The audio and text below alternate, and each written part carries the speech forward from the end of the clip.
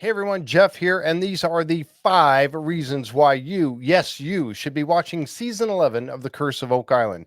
Number 5, we have the research.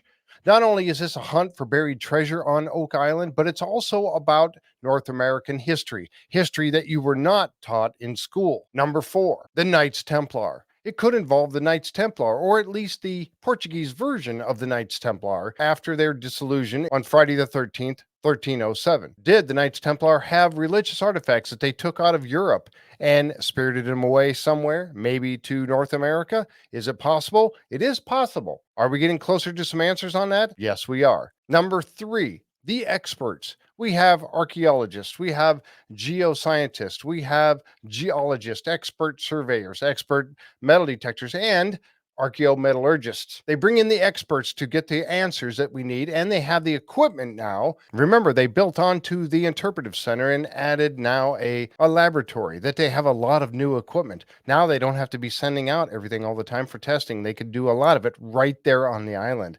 So if they're going to spend that much money on new equipment, you know that they have to be very serious about what they're doing here. Number 2 is the swamp.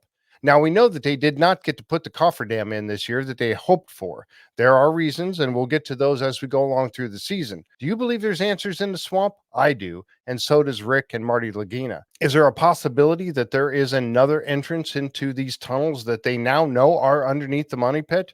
I think there is. And now they're looking at different places throughout the island, including the swamp. The swamp is key. I believe so. And so does Marty and Rick Lagina. Number 1 is the garden shaft. As you know, in season 10, Dumas Contracting Limited had gone down into what they thought was an old searcher shaft. They call it the garden shaft because of the women's memorial that was built around it or on top of it. They have now refurbed this entire shaft down to a depth of about 80 feet. Now, you remember the muon technology was showing that there are some cavities, some anomalies down there around that area. Now we see in the trailer that they are now going horizontal. They are digging into the side or going into the side of the garden shaft and looking horizontally. We believe they're also going deeper into the garden shaft to see if they can tie into that tunnel that was running across the north corner of the garden shaft.